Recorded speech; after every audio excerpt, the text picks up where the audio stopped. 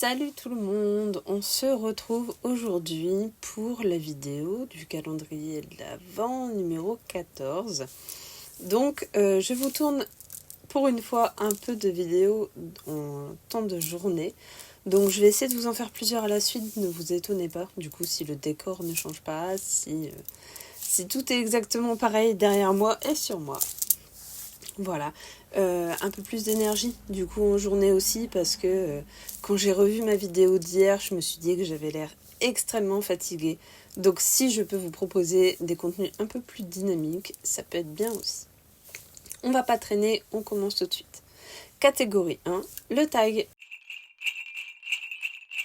La lettre du jour, c'est O pour One, un roman que tu as lu plusieurs fois. Alors, celui qui me vient en tête, ça serait Autre monde de Maxime Chatham. Les 3 premiers tomes, donc la première trilogie, je les ai lus, relus, re-relus, je n'ai fait que ça. Ça a été vraiment un énorme coup de cœur pour moi cette saga.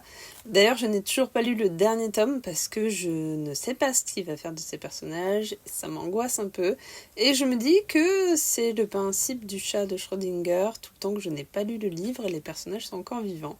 Donc pour l'instant ça reste comme ça et c'est très bien. Et oui, pour moi, je pense que celui que j'ai lu plusieurs fois, là comme ça serait le tome 1 de Autre Monde. Alors évidemment, il y a aussi les Harry Potter, il y a aussi certains Tillier. Ouais, généralement, surtout avec le stock que j'ai, je ne relis pas. Ou il faut vraiment que ce soit un livre que j'ai vraiment bien aimé et que j'ai envie de retrouver. Parce que sur une discussion, je peux avoir la curiosité piquée de me dire « Ah tiens, tu vois, moi ça je l'avais pas compris comme ça, je vais le relire. Ça peut m'intéresser, ça peut être cool. » Ou peut-être en LC avec des copines. Des fois ça peut m'arriver un peu de relire les romans, mais ça reste quand même très rare. Faut vraiment qu'il y ait une énorme accroche, un énorme coup de cœur dessus. Catégorie 2, l'auteur. Alors l'auteur dont j'ai envie de vous parler aujourd'hui, c'est Claire Favant. Alors Claire Favant, c'est une auteure que je ne suis pas forcément depuis le tout début. Je l'ai commencé suite au conseil de Séverine Lanté, comme d'habitude. Et je me souviens qu'à l'époque, j'avais commencé par Serre-moi fort, qui avait été une claque absolument géniale, avec un twist dans le roman, pas à la fin, dans le roman, qui m'a laissé complètement sur le cul parce que je ne l'avais absolument pas vu venir et j'ai trouvé ça complètement fou. Juste cette petite phrase en fin de chapitre qui te retourne toute l'histoire, mais complètement. Du coup, tout a un point de vue différent et j'ai trouvé ça super. Moi, j'ai adoré ce bouquin, je l'ai trouvé très très très bon. Elle était vraiment dans les trucs plus noirs, plus glauques. Je trouve que les romans qu'elle fait maintenant sont plus sur... ils ont plus un côté humain. Ils ont plus un côté familial. Il y a vraiment plus des trucs différents. Les thématiques sont vraiment différentes. Là, on était vraiment sur des tueurs en série. De mémoire, il y a un enquêteur qui enquête sur un charnier, qui cherche à redonner l'identité de toutes les femmes retrouvées dans ce charnier. Et celui-ci, j'avais vraiment beaucoup aimé. Alors, mon préféré de Claire Favant reste Le tueur intime. D'ailleurs, le mien est dans un état lamentable. Je crois que je l'ai lu 2 fois. Je l'ai adoré. Alors, très très bon. C'est un très gros bouquin, quand même, mine de rien. C'est un bon pavé de 650 pages, donc on n'est pas trop mal. Et là, on est avec un tueur, mais dès l'adolescence. On va le suivre tout de suite, on va être avec lui dans sa tête, on va voir comment il pense, etc. Et en même temps, on suit aussi à côté la vie des enquêteurs qui vont essayer de le choper. Et on est vraiment dans l'intimité du tueur. On est vraiment dans ses pensées, on est vraiment avec lui. Et Et on est vraiment sur un tueur en plus qui parcourt les États-Unis, donc on n'est pas juste sur une zone très réduite. Et moi j'ai trouvé cette histoire vraiment géniale. Le fait de pouvoir suivre le tueur et l'enquête en même temps, c'est très dynamique, ça bouge tout le temps. En plus on est vraiment face à quelqu'un quand même qui est très violent. Et ah oui, mais franchement, moi j'ai beaucoup aimé Le Tueur intime de Claire Favant. Ça reste vraiment mon préféré d'elle. D'autres, hein, j'avais lu donc Tordange, j'avais lu Inexorable, etc. Il y a des thématiques qui sont très bonnes, mais vraiment au niveau puissance de l'histoire, au niveau ressenti pendant la lecture, Le Tueur intime reste mon préféré. Catégorie 3, la question. Quel est ton auteur préféré ? Alors, je pense que je vais pas réfléchir.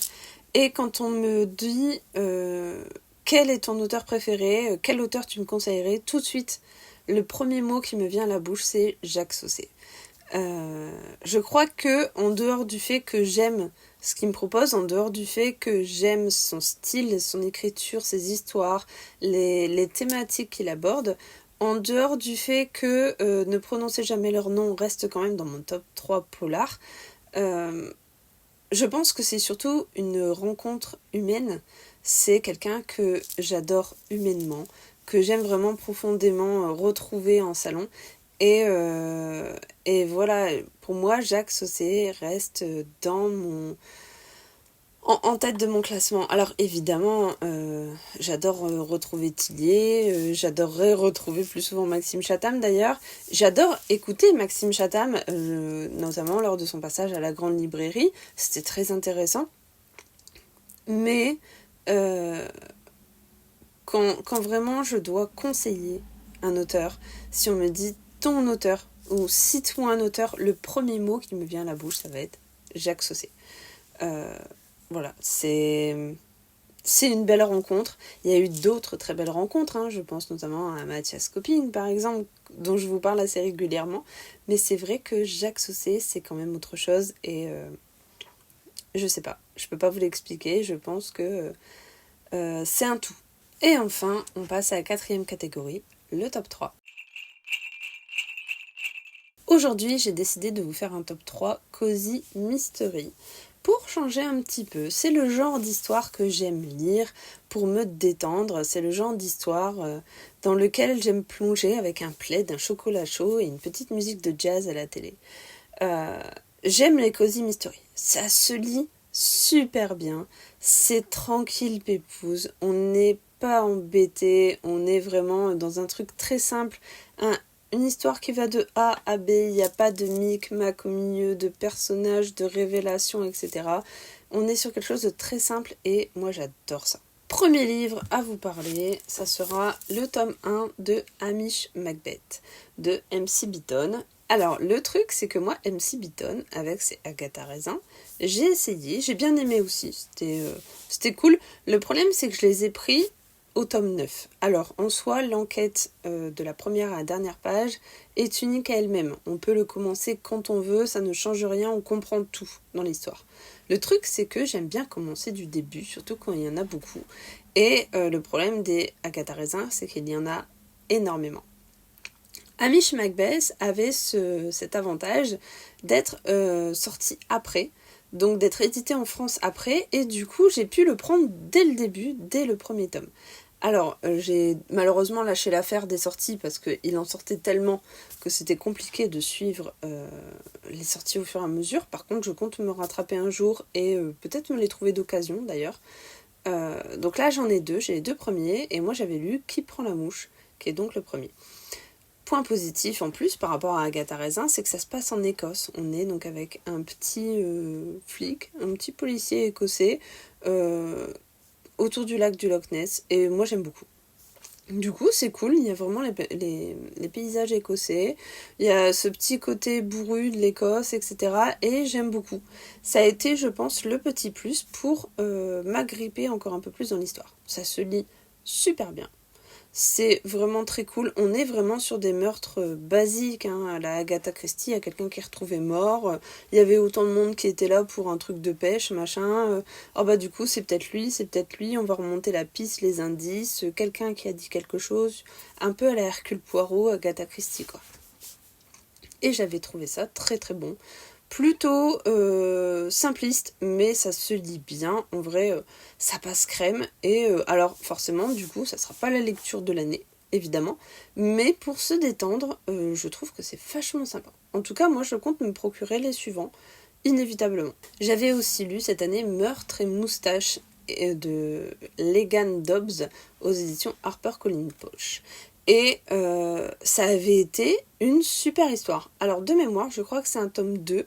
J'ai acheté le tome 1 et j'avais trouvé ça super sympa. On était dans une station balnéaire dans le Maine et on est avec 2 chats qui sont dans une maison d'hôtes.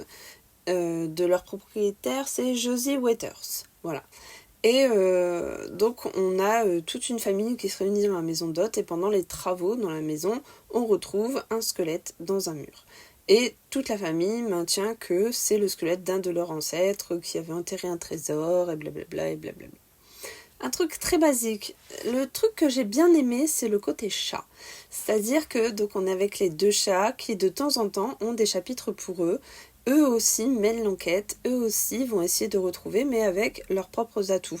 C'est-à-dire une odeur, ça va être avec des trucs que eux ils peuvent voir parce qu'ils peuvent passer dans les petits chemins auxquels ils peuvent assister sans que les humains soient là, évidemment, sans être vus aussi. Et du coup, c'était vachement sympa. Ça donnait une autre dimension. En vrai, ça se lisait plutôt bien. Faut pas avoir d'énormes attaches aux personnages. Alors moi, j'aime bien les chats. Ils sont vraiment cool. Après, la propriétaire, en soi, bon, c'est sympa. Elle a des copines qui sont des vieilles mamies plutôt cool aussi. Mais voilà, la famille qui était là, c'était pas forcément une famille à laquelle qu'on va aimer, à laquelle on va s'attacher. Donc en soi, voilà, ça passe bien. Ça se lit super bien. Ça, franchement, moi, j'ai trouvé que ça restait une très bonne lecture. C'était vraiment cool, un bon moment de détente. Donc, en tout cas, si vous aimez les Cozy Mystery, eh bien, je vous conseille d'aller vers ce petit duo de chats qui mène l'enquête et que je trouve vraiment très sympa. Et enfin, j'ai lu aussi Réception funeste à Oxford de Fess Martin aux éditions HarperCollins Noir. Là, on est donc sur une enquête de Loveday et Ryder. Alors, j'ai un gros doute. Voilà, la policière c'est Loveday et le coroner c'est Ryder. Donc le coroner c'est le médecin légiste en quelque sorte. Et donc c'est le soir du réveillon et il y a quelqu'un qui va à une fête dans une maison très huppée. Et forcément il y a de la neige partout hein, et la voiture rentre dans un poteau électrique, le conducteur est mort et donc on le retrouve mort le lendemain matin, le jour du 1er et on ne sait pas pourquoi, on ne sait pas qui c'est, il a pas ses papiers, etc., etc. Et donc on va remonter la piste comme ça, donc c'est vraiment aussi un cozy mystery, du point A au point B, il n'y a pas de zigzag, il n'y a rien du tout, on est vraiment sur une piste très droite, mais j'ai beaucoup aimé cette relation entre la policière qui démarre, à qui on ne veut pas forcément confier des grosses enquêtes, et ce coroner un peu vieux qui commence à être un peu malade, etc., mais qui apprécie énormément cette policière. Et le côté un peu nouvel an, le côté plein de neige, on peut pas circuler, le côté bonne entente intergénérationnelle, et bien moi j'ai trouvé ça cool. En vrai ça passe très très bien, ça a été une très bonne lecture, ça a été un très bon moment, ça s'est lu tout seul, je l'ai lu sur la journée, c'est passé vraiment très très bien, et il y en a d'autres. Alors je voudrais pas vous dire de bêtises, voilà. On peut les retrouver en poche. Donc il y a les 5 premiers en poche. Je trouve que c'est cool. En vrai, moi je pense me les procurer. Je pense revenir sur cette rencontre entre les 2 personnages parce que j'ai beaucoup aimé leur histoire. J'ai beaucoup aimé leur retrouvailles.